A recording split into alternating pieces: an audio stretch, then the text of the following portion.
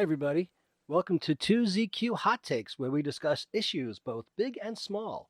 I am your host, the very handsome Tim Kirk, and today I'll be talking about religious zeal. From Wikipedia, organized religion. Organized religion, also known as institutional religion, is religion in which belief systems and rituals are systematically arranged and formally established. Organized religion is typically characterized by an official doctrine or dogma, a hierarchical or bureaucratic leadership structure, and a codification of rules and practices. Organized religion is distinguished from broader idea of religion, especially in anthropology, sociology, and philosophy.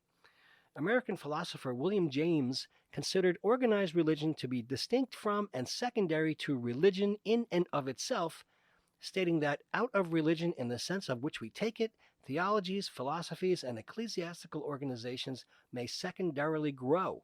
James further comments that the essential elements of institutional religion are worship and sacrifice, procedures for working on the dispositions of the deity, theology and ceremony, and ecclesiastical organization.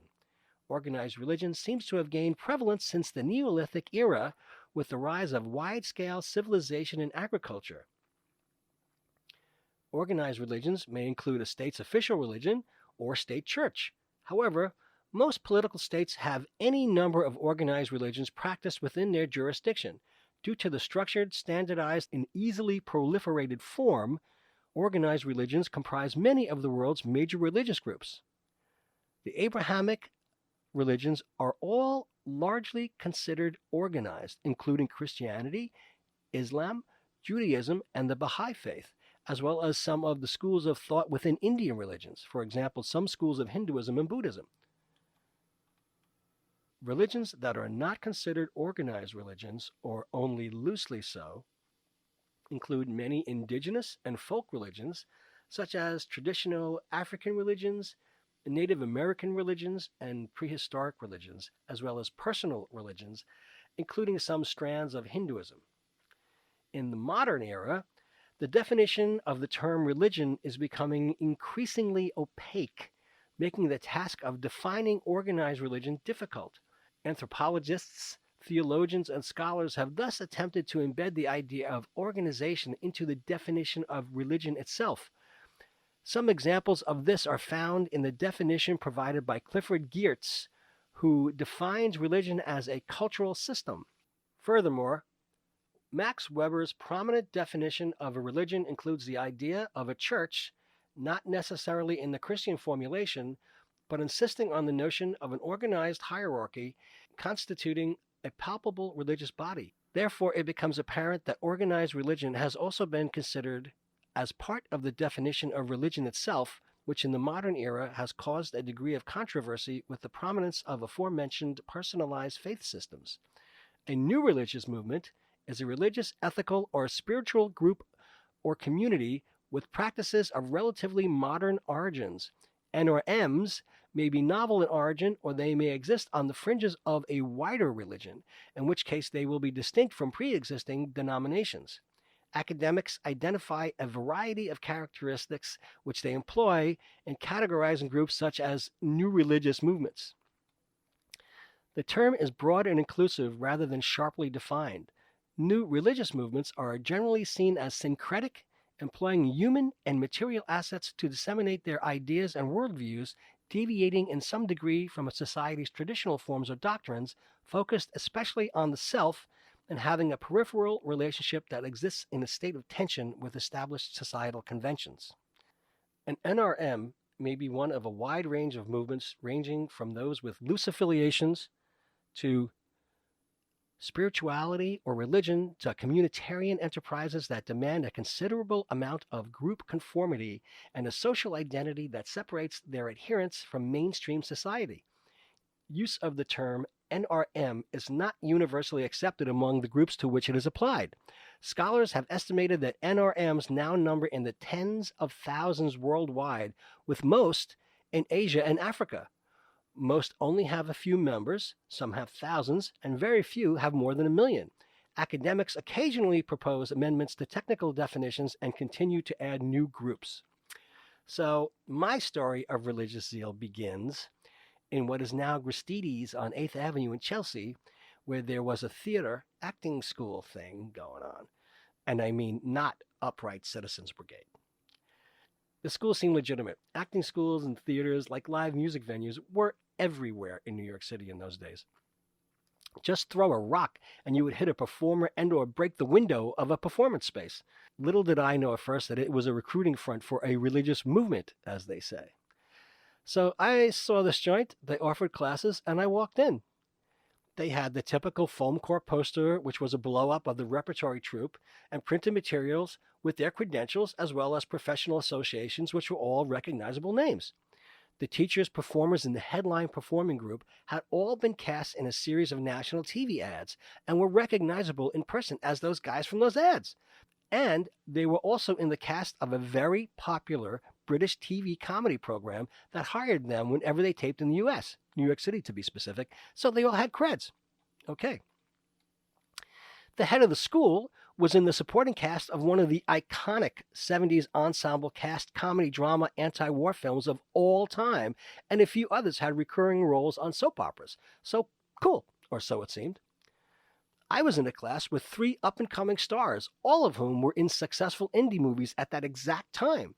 2 were co-stars in a rom-com, and the girl from that rom-com married a very well-known actor who was in the cast of a long-running network TV show and is still a frequent recurring guest star on one of the most popular programs on TV, as well as a substantial role in a superhero movie franchise.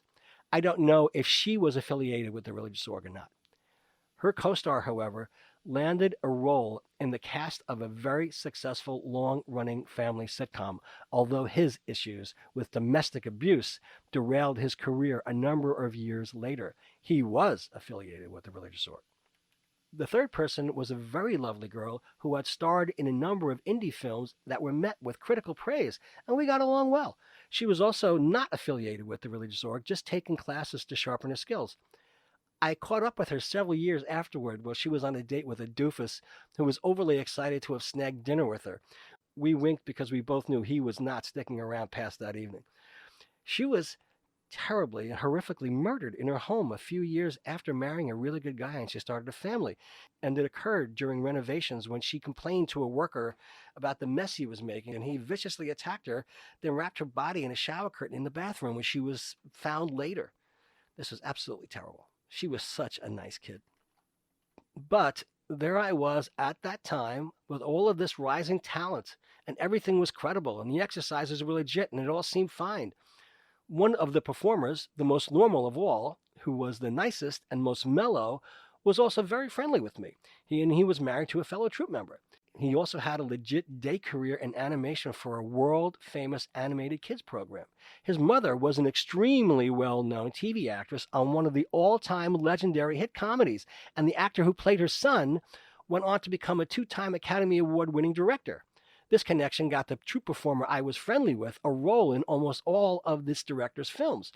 The entire ensemble was also cast in one of the biggest turkey films of all time, a science fiction thing with poor effects and nonsensical storyline, dialogue, and outlandishly inept performances, including the nice performer, who was also known to appear in episodes of almost every network TV show, does ads for everything from snack foods to toothpaste to insurance, and was a contender on a top-rated reality show talent contest program several years back. He does have talent and is extraordinarily good at vocal impressions. So I took the class and made friends with 4 people. One was a very pretty, pleasant girl who the school thought I should develop a relationship with.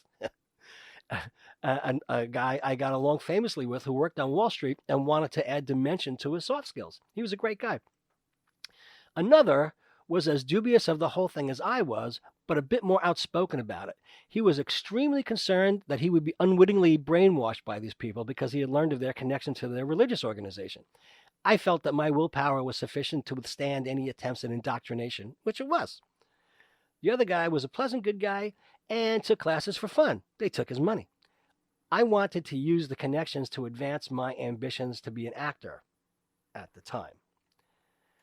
I started to sense something was up when I came to a rehearsal one evening wearing a festively colored shirt. The woman who ran the school took a look at me and said to never trust any actor who did not wear black.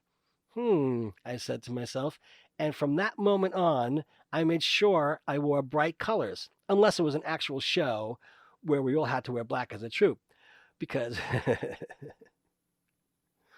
we were told by instructors that sleep was unnecessary, we could live on very little food, and we should devote ourselves to the process and memorize an emotional scale.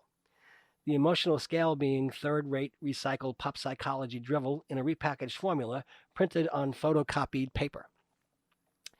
You could easily detect a highly defensive attitude when you questioned any of their proclamations, and they displayed a seething, low-boil, intense hostility to anyone who would even question their divine, profound assertions. Some aspects of organized religion are consistent, eh? They did have other plans for me. Now, I am going to jump around here a little bit. I was accepted into at least the outer of the inner circles, as they were. I was asked to do favors. I was informed that they were all part of this religious org, and if I wanted to remain involved, I needed to go through a series of, let's say, interviews and procedures. I said I would be there tomorrow and walked away. They tried to get me back, but I was never available. One guy even grabbed me by the arm crossing Ninth Avenue. They became upset, called me a butthead, and attempted to intimidate and guilt me. I just let that die on the vine. They had since relocated to LA.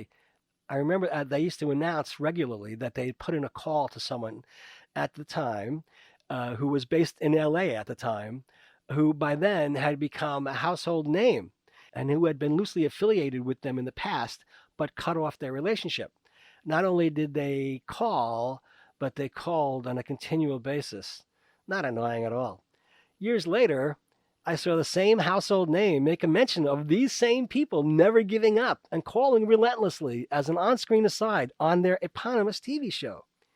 Years after that, I became friends with a fellow who owned a dive bar in Chelsea, and he told me that while he was a Hollywood agent in his younger days, he had a number of confrontations with very well-known industry names, which left him embittered, as well as hostile confrontations with members of this religious sect, and that they attempted to run him off the road in the Hollywood Hills on a number of occasions. When I informed him that the acting school theater had been diagonally across the street from his bar and that I could finish a few of his sentences because we knew their shtick well enough to remember it, we both had a good laugh and became fast friends. They, the troupe, found me on my YouTube channel more than 25 years later, acting like we were all still palsy-walsy after a quarter century of radio silence. Oh, sure, we still besties. The thing about them was that they tried to sell you on the idea of the belief system with the promise of getting everything you wanted here on Earth, as if there was a retail transaction going on. Follow these instructions, do what we say, and lo and behold, you will have wealth and power. And by power, I mean the sudden, profound ability to do and understand ideas and principles you did not previously have any knowledge of and put them into spontaneous action without any formal education or training. The knowledge and ability would suddenly flow through you like the Force, young Padawan. I was asked to cater a wedding at the actual Playhouse School for a couple, which I did, thinking it would grant me access to anyone with connections. The classic delusion. I did the wedding, which was easy. Butlered apps, steam trays for mains, a cake, and beer and wine and champers. Nothing to it. After about an hour, a young woman I had not met before arrived and quite stridently announced that I'm in charge. What? Of little old me? This? You're in charge of this? It's 3 tables with plastic tablecloths and a low-rent spread, kid. You're in charge of this? Yeah. As I learned later, this was part of the indoctrination of new believers to tell them that they must be intent, confident, aggressive, and assertive in order to take charge of situations and their lives. I was initially amused, then annoyed, as she attempted to handle potentially dangerous items like my knives, utensils, flaming sterno, and trays of hot water without any safety precautions or knowledge. To say that she was abrasive was a gross understatement. She was not popular with my fellow classmates or repertory performers. The very last time I saw her, she was being carried off of the stage of Geraldo, the Geraldo Rivera daytime talk show, with her teeth gnashing as she was screaming out guttural sounds, hanging on to the edge of the stage sideways, which looked to be covered in indoor-outdoor carpeting so her nails had a bit of a grip, until a second stagehand helped lift her off and they took her away, arms flailing, legs kicking, and guttural sounds wailing. And that is how I will always remember that organized religion. My experience is the juxtaposition of two very different religious organizations, one of which was forthright and straightforward and served a sincere and well-meaning purpose. The other was deceptive from the onset, hid their true motives, and insisted on obeisance for any affiliation past a certain point. Not the other sincere place. I imagine they would ultimately also insist on that obeisance as well. However, you were free to believe what you believe while working there, and you would never be considered for any position unless you had the ecclesiastical credentials in the first place, so it never really came up. This religious society's purpose was to distribute Bibles. Their headquarters relocated from Broadway in New York City to Philadelphia in 2015. Being a skeptical agnostic, I was a bit anxious about working there, and it remained for the duration of my stint. I will say that almost all of the people there were extraordinarily sincere. For the most part, they were true believers and pleasant to work with, although they were not exactly proficient or efficient in many tasks, it seemed. And they were quite pleasant to have conversations with, and boy, were they devout. They just believed what they were told without question. They had faith. Now, there was, during this time, a huge controversy about a Volkswagen ad with the song Da Da Da by Trio. Some of you might remember this.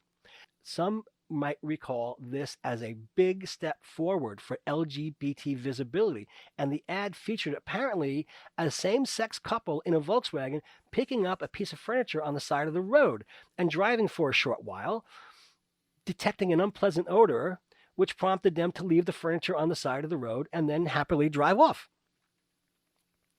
One of the women I worked with was a very sweet, patrician-looking woman from Connecticut, of course, and she was utterly perplexed with the ad. She saw it and thought that the guys in the ad were best friends. I explained to her that they were best friends, and she could not reconcile the idea that being gay and being best friends were possible.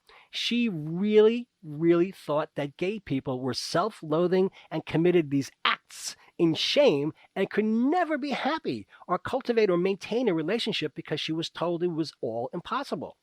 She did a lot of blinking as the marble rolled around inside her head, but I think she started to get at least a little bit of it.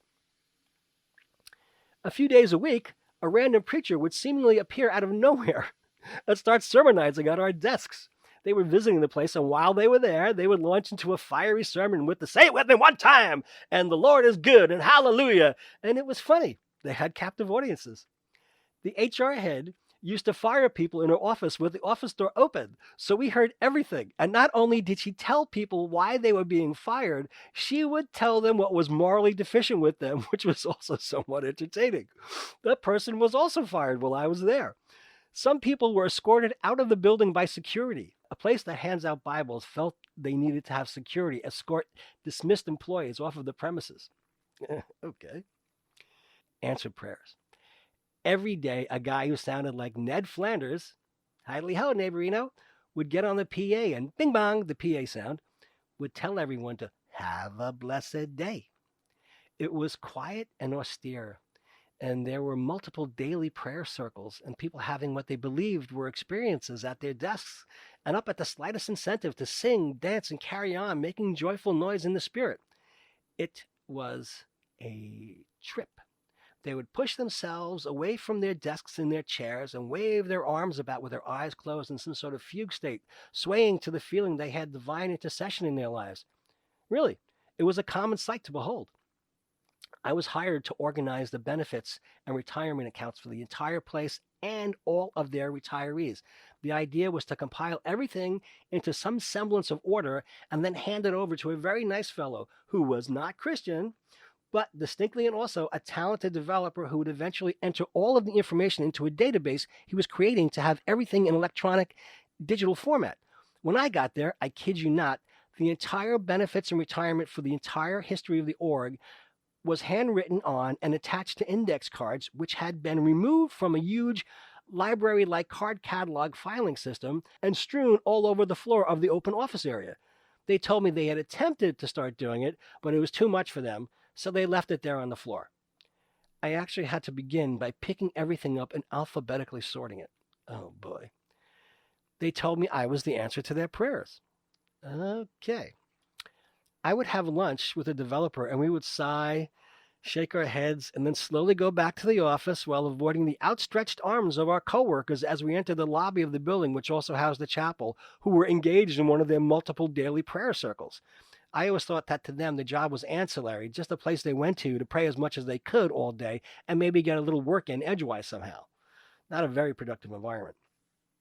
I happened to open a desk drawer one morning and found over 6 months of unpaid temp agency bills sitting in the drawer, all piled up and smushed together. I asked if anybody knew about these, and of course they did not. It seems that the girl who had been there before told everyone she took care of the bills, which was basically her opening the envelopes and then cramming the invoices into the desk drawer. I took it upon myself to add this to my job duties and sorted through them. It began another trip. It seems nobody was curious or questioned the lack of budget hits to their respective departments for all that time. When I had to bring the bills to the accounting department, which caused me to walk through a large swath of the place, which is silent as a church for the most part, I met with two very pleasant, very sincere, humble servants who were taken aback by the sudden influx of work and the huge amount of money owed, which had to impact and reflect against respective departmental budgets. Both of these guys wore business suits, but they were as far from flashy as one could imagine.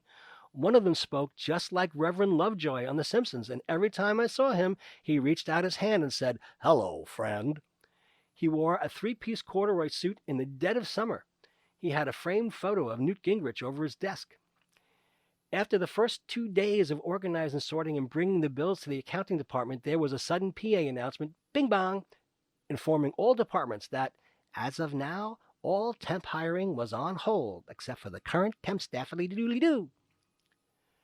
The remainder of the week was met with a mixture of sadness, frustration, and gratitude that I brought all of this unpaid expense to their attention.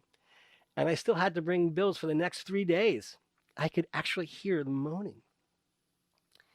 Each and every single person I spoke to about this issue all had the exact same answer when I asked them why they were not curious about the expense and the lack of impact on their budgets. They all said they thought the Lord had provided.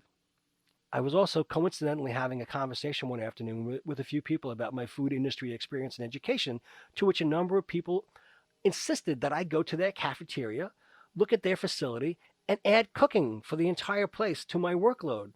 Because again, don't I see, I am the answer to their prayers. By the way, the food was not good, but I did not engage in that conversation.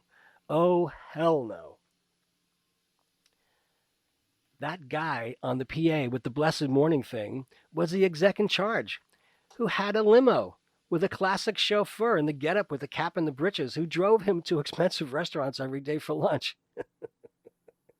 The exec in charge also had an executive secretary who was a raging show queen, a vivacious, flamboyant, animated Mary who would jump up and perform at the drop of a hat. How this was ever reckoned was beyond me. I think I might have heard the phrase confirmed bachelor used to describe him. He sure was. The place had security guards who were all off-duty NYPD. I asked why they needed so much security, and one of them informed me that they received daily bomb threats. Come on now, this was New York, the capital of cool. You gotta be cool with this if you want everyone to be cool with you. They just want to hand out Bibles. I have no faith in what they believe in, but I do not wish anyone ill or death or any harm whatsoever. I certainly would not want to do anything to cause any fear or hurt anyone, especially these extremely sincere people. So I organized the bennies, and retirees who came in were overjoyed. Temp agencies called me to profusely thank me for repaying them, and I was offered a few jobs as a result. I took one of them. I really had to get out of there. Thanks for listening. See you next time, and as the kiddies say, peace out.